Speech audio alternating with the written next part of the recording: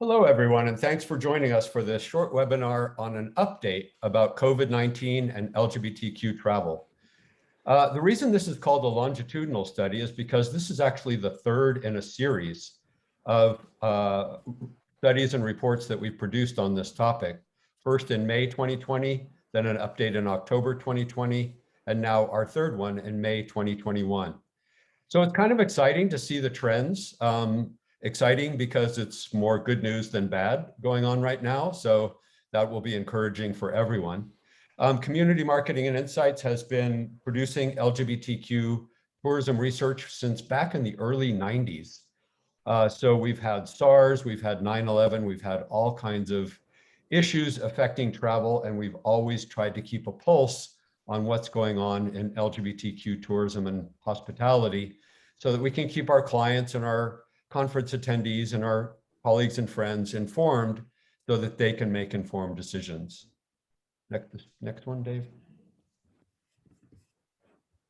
I want to just briefly, for those of you who are new to our Community Marketing and Insights team, wanted to introduce our researchers. First of all, me, Tom Roth, I'm president and founder. I started the company back in 1992.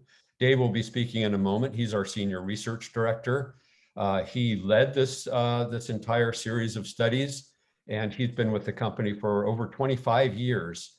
And Lu Zhen is our research director. She's not with us because it's the middle of the night in China, where she is right now, but she's with us in spirit. And she is really the behind the scenes operator of all of our research. And really, we couldn't be doing this conversation without Lu. So we love Lu.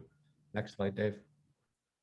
And again, just as a brief introduction to our company, for those of you new to us, we're San Francisco based, but our clients are really all around the world, especially in tourism and hospitality, which I'll mention in just a minute. We are 100% LGBTQ owned and operated. We're the only researcher that's 100% LGBTQ owned and operated and entirely focused on the LGBTQ community. And we're NGLCC certified. We've been doing this for 28 years now, almost 29. So we've conducted hundreds of research studies across many industries. First and foremost, I'd say tourism, but others as well. And we base our research on our panel. Panel, for those of you who don't speak research, is essentially a database of highly representative LGBTQ consumers throughout North America. And I say highly representative because that's so important. We really work to have our studies represent all generations, all gender identities, all ethnicities, and make sure that when we say LGBTQ, we really mean LGBTQ. And like every other research company, we do a variety of research methodologies, including online surveys. We do focus groups, virtual focus groups, in-depth interviews, which are primarily now virtual, intercepts, and other methodologies. And we serve a variety of industries, corporate, university, organizations, and government across the United States and beyond. These are just a few of the clients that we've had the great opportunity and privilege to work with over the years. You'll see that many of our clients are in tourism and hospitality. This really doesn't represent everybody by any means. And if you're on the call and your logo isn't there, our apologies. It would go pages and pages, literally. But we just kind of wanted to highlight the diversity and variety of destinations, from Argentina to Visit Britain. We've also done work for Japan, Canada, throughout Canada, cities across and provinces across Canada. Many of our clients are in finance. We have a wide variety of other industries, from media to retail to pharmaceutical. We work with a lot of nonprofit organizations. We work with a lot of government and university institutions. And sometimes when other researchers get stuck, they contact us to help them out. Now I'm going to turn it over to David Paisley, our Senior Research Director, to tell you about how the study was conducted, some of the demographics of the study, and then give you some updates that will help you with your own decision-making process. David? Great. All right, thank you, Tom. So really quickly, this was a study that's gone over for the last year. So what we actually did is we recruited sort of an oversample of about 1,800 people back in May 2020, knowing that some people would drop off, but that was the base for the sample that we used throughout the research process.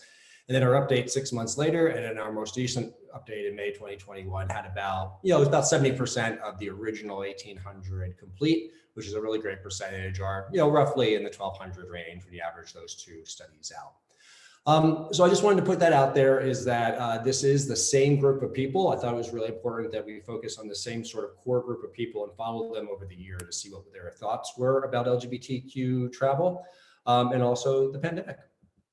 And here's just a little bit of a breakdown after weighting. So we do try to weight the statistics or the research in order to make sure there's sort of a reasonable representation between different, different age groups and also gender. All right, now a little bit about the results. All right, the first question: has the COVID-19 pandemic had a financial impact on you to date? And I think the thing that's really more interesting here is two things. I mean, first of all, there's a lot of talk about how the pandemic really had a negative impact on a lot of people, and it certainly did. But you do need to understand that the pandemic did not necessarily have a bad impact on most people. Most people, it either had no impact, and for some people, it had sort of just, it was even a positive impact. But I think what's more interesting about the statistic, if we look after it over the last 12 months, is that participants who indicated a negative financial impact from COVID-19, it has declined. So it's almost like slowly people, given more time with the pandemic, are starting to reevaluate what the financial impact was on them.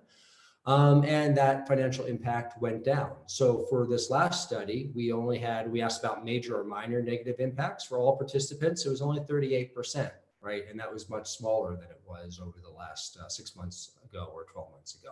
So I think it's interesting. There's been a lot of research out there about just the general economy and how there is a lot of savings right now, and there is income. There's income and there is savings, and people do want to travel. So that's good. Desire to travel again. Here, I think it was important is that we asked this question: is how pent up is your desire to travel? And 40% say extreme travel, pent up desire, 39 said a moderate desire to travel again. So that's about 79%. But I think the important thing here is that at May 2021, we started to have some opening up. Some people were starting to travel, but that desire to travel hasn't gone down actually. So I actually suspected that this percentage would go down a little bit over time, but it's not. It's actually staying really, really high, which again is good. There are people beginning to travel, but there's still a pent-up desire to travel. All right, the next question. Over the past 12 months, which type of vacation trips did you take and spend at least one overnight? And we asked people not to include the future trips, but really concentrate on what happened over the past 12 months. And as you can see, these percentages are actually quite small, and that is totally to be expected given what we've all experienced. But I think what's interesting, and again, probably similar to the general population, is that there was this great uptick actually. Actually, if I looked at this versus other statistics that we had over the time, actually the travel to small towns and beach destinations and outdoor destinations, that was about even to a slight increase over the past. But international travel and big city travel really, really dropped over the last year. So I think it's interesting is that where we really saw the drop in LGBTQ travel, and perhaps as expected, was big city and international, while those smaller destinations and small towns really held their own. They did okay. I'm actually talking to you from Joshua Tree, California, which is sort of a national park destination. And we were actually booming, and we continue to be booming right now as far as tourism. Same thing could be said, at least as far as travel destination or travel to cities like in my region, like Palm Springs or Big Bear. Yeah, they were hurt by groups and events, but their leisure travel actually did okay during the last 12 months. We asked a little bit about future travel. So here, we asked sort of what is your best guess on the number of nights you're going to be traveling to and where you're going. So for the remainder of 2021, 87% of the LGBT community members indicated they'll take at least one vacation by plane, right? So that's great. So 87% think they're going to get out over the next, between now and the end of 2021, and they're going to take a plane vacation or by train or automobile. I'm sorry, I misstated that. They're going to take a vacation by either a plane, train, or automobile. But there is a clear, increase now in the level for people taking big city vacations and international vacations compared to last year. However, the percentages still remain a little lower than expected. So there is still caution out there, even in the LGBTQ community. Impressively, 43% of the participants indicated 3 or more vacations for the rest of 2021, again, showing sort of that pent-up desire to travel. And what I also want to say is that these percentages were pretty equal across gender and generation. So we didn't see big changes when we looked at it by age and also gender. Okay, car versus airplane vacation. I think that's a really big, important indicator for a lot of destinations that we work with is air travel coming back? So among the LGBTQ participants planning to take a vacation, again, these are just the people that I said they were going to take a vacation.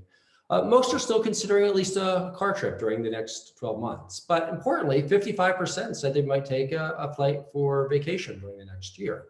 So I think right now we're in this hybrid situation, is that if I was a destination right now, I wouldn't necessarily put all my eggs in the car travel or sort of regional sort of travel, which was a real important market, I think, for a lot of our destinations over the last 12 months. And it still is going to be for the next year. And I wouldn't put all my eggs in the air travel either, because I think there still is some caution for air travel.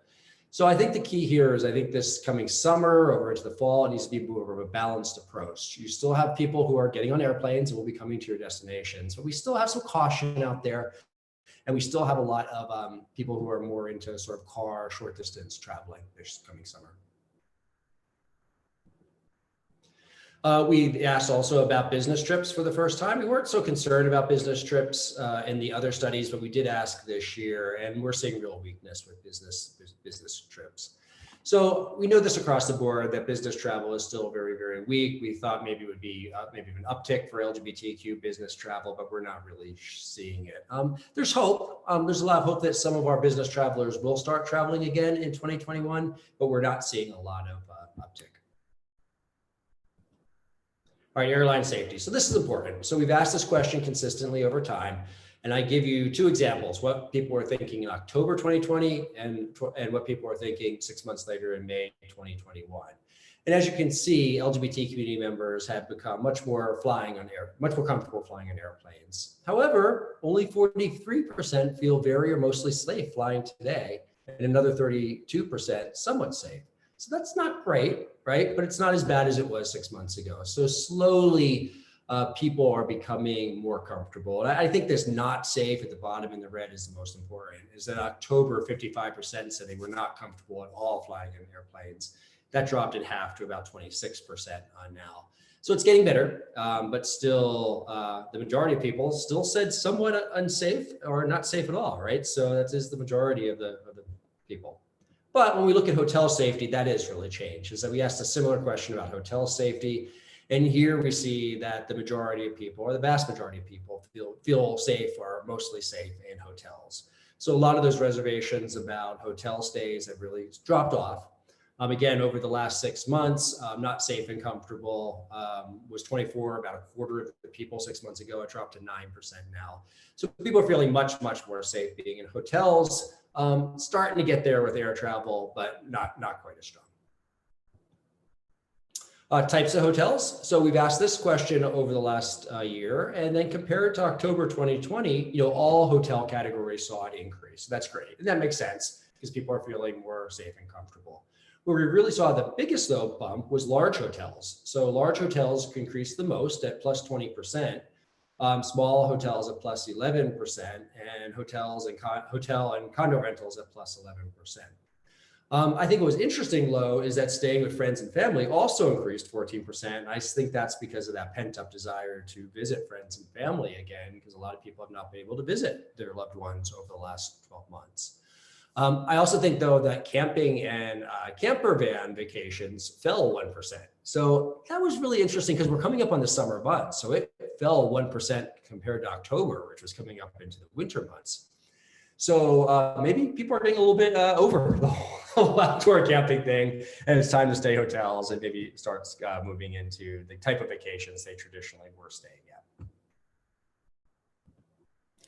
All right, okay, activities while traveling. And I think this is a real cautionary tale, this particular slide. So while comfort levels really increased across the board on all these different types of activities, it should be noted that there is still significant caution when participating in indoor activities or activities involve a crowd. So we ask this question is right now, how safe and comfortable do you feel participating in these type of activities while traveling on vacation? And like 6 months ago and like 12 months ago, things like hiking on outdoor trails or visiting urban parks and gardens, people were comfortable, very comfortable or somewhat comfortable, right? And those percentages increased, but not that much compared to 6 months ago. Where I think we're seeing still a lot of weakness is this concept of attending an indoor vacation at the bottom, or attending a moderately crowded bar or nightclub, or even eating at an indoor restaurant. There still is a lot of caution right now in the LGBTQ community.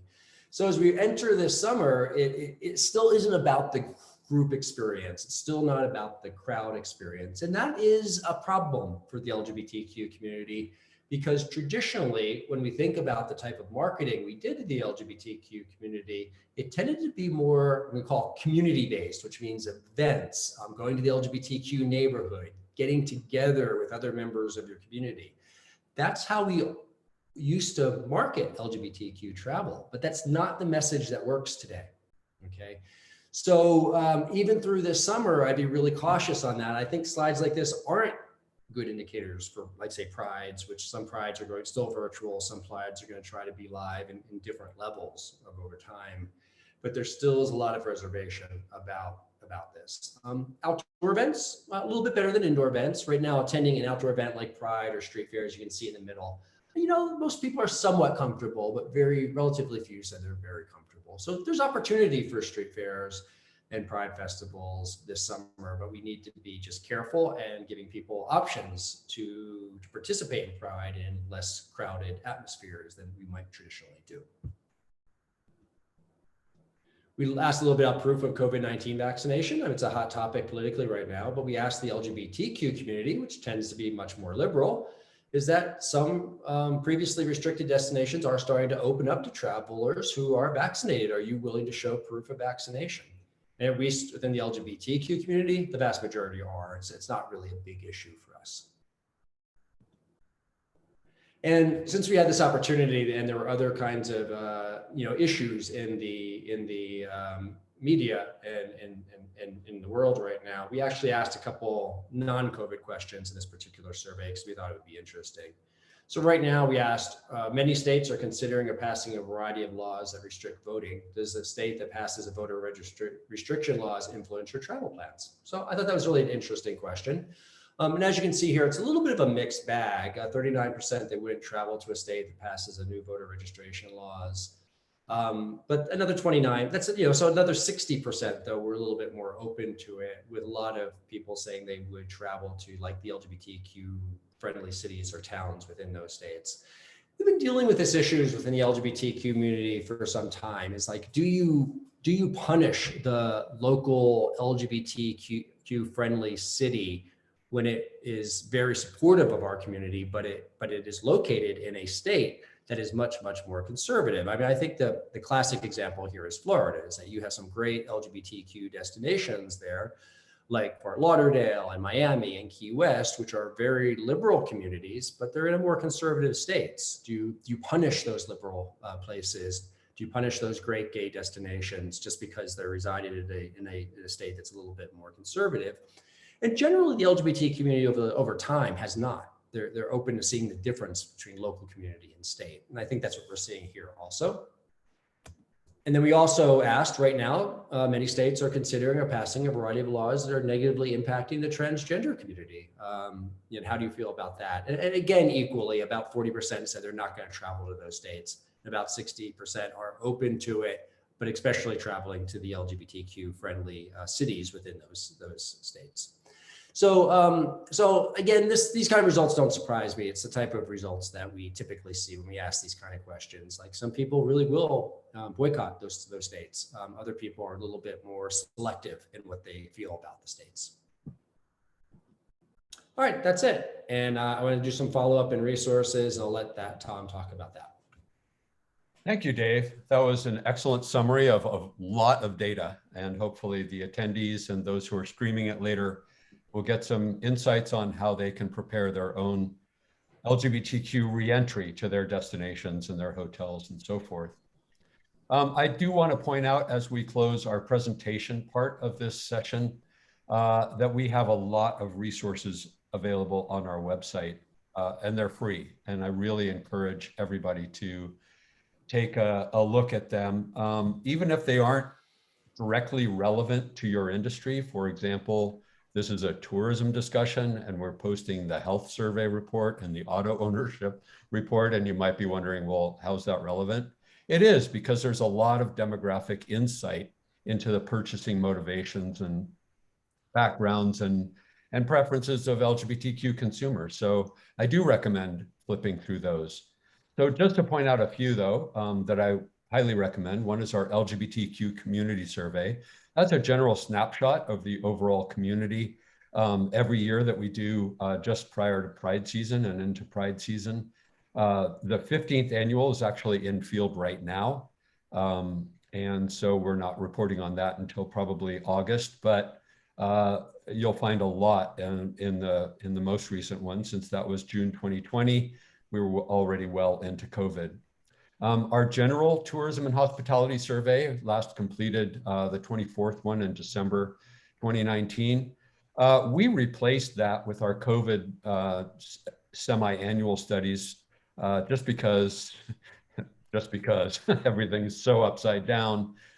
We didn't really want to do like a general snapshot as if everything was okay. You know, where in Europe are you traveling to, et cetera. It didn't make any sense. So moving to the right, the COVID-19 and LGBTQ travel studies that we post on our website. David just reviewed some of the key findings there, but you'll find the full report available for download on our website, as well as the consumer product survey. So those and lots and lots and lots of other studies are there. I also want to point out our Breakthrough Black LGBTQ community survey that we completed last year. I think is really insightful on the intersectionality of LGBTQ and being a member of an ethnic community. We found it fascinating, and I believe you will too. So please do download that off of our website as well. And if you want to report a copy of this presentation or our reports, you can always just shoot me an email and I'll send you links, or you can just visit our website directly. Either way, happy to continue the discussion. So I'm going to stop the recording part right now. This part, previous to this Q&A slide, will be posted on our website for streaming. If you found it useful and you want to share it with your colleagues, please feel free to. That will be posted on our website probably by the end of today. And otherwise, we're open for